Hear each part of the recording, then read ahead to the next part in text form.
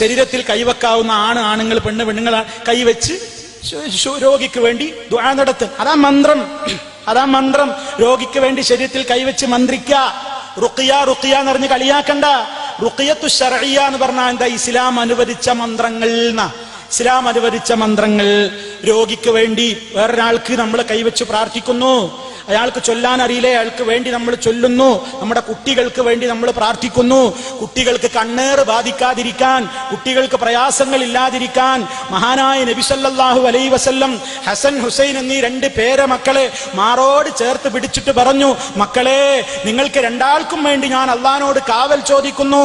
ഏതുപോലെ നമ്മുടെ ഉപ്പ ഇബ്രാഹിം അലൈഹിസ്സലാം ഇസ്മായിൽ നബി അലൈഹിസ്സലാമിനും ഇസ്ഹാഖ് നബി അലൈഹിസ്സലാമിനും ഒക്കെ വേണ്ടി കാവൽ ചോദിച്ചൊരു പ്രാർത്ഥന ഉണ്ട്. എന്താണ്? ഉഈദുകുമാ ബികലിമാത്തില്ലാഹി തമ്മ മിൻ കുല്ലി ഹമ്മ വമിൻ കുല്ലി ഐനിൻ ലാമ്മ. ആ രൂപത്തിലുള്ള ഒരു പ്രാർത്ഥന. ഉഈദുകുമാ ബികലിമാത്തില്ലാഹി തമ്മ മിൻ കുല്ലി ശൈത്താനിൻ വഹാമ്മ വമിൻ കുല്ലി ഐനിൻ ലാമ്മ. എല്ലാ ശൈത്താനിയത്തിൽ നിന്നും, എല്ലാ ആക്ഷേപകാരിയായ കണ്ണിൽ നിന്നും, ആ നിലക്കുള്ള ഉപദ്രവങ്ങളിൽ നിന്നും അങ്ങനെ അള്ളാഹുവിനോട് കാവൽ ചോദിക്കാനാ പറഞ്ഞു. അപ്പൊ കണ്ണേറ് തട്ടോ ആ ഹദീസ് ഉണ്ടെങ്കിൽ അതൊന്നും ഞങ്ങൾ സ്വീകരിക്കൂല. കണ്ണേറ് തട്ടുന്നുള്ള ഹദീസോ തോട്ടിലേക്ക് വലിച്ചെറിയും.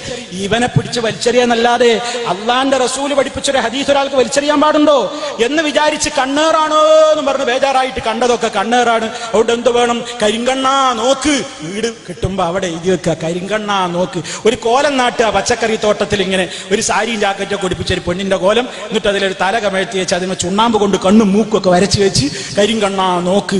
ഇങ്ങനെയുള്ള പരിപാടിയൊന്നുമില്ല.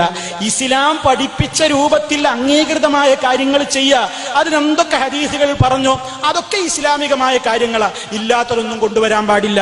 അങ്ങനെ ഇസ്ലാം നിശ്ചയിച്ചിട്ടുള്ളതാണ് അങ്ങനെയുള്ള മന്ത്രങ്ങൾ. നമുക്കതാ രാത്രി ഉറങ്ങാൻ കിടക്കുമ്പോ സൂറത്തുൽ ഇഖ്ലാസ് മുഅവ്വദത്തൈനൊക്കെ നമ്മൾ ഓതുന്നില്ലേ, കൈകൊണ്ട് തടവുന്നില്ലേ? ഒക്കെ ചെയ്യാം, ആ രൂപത്തിലൊക്കെ ചെയ്യാം. പക്ഷേ ശരീരത്തിൽ ജിന്നു കൂടിയെന്നും പറഞ്ഞുങ്ങാണ്ട് ഓനെ പിടിച്ച് അടിക്കാനോ വിളക്കാനോ നിൽക്കണ്ട. അതൊന്നും നബി സല്ലല്ലാഹു അലൈഹി വസല്ലം ഒരു ജിന്നിനെ അടിച്ചു വായിപ്പിച്ചിട്ടൊന്നുമില്ല.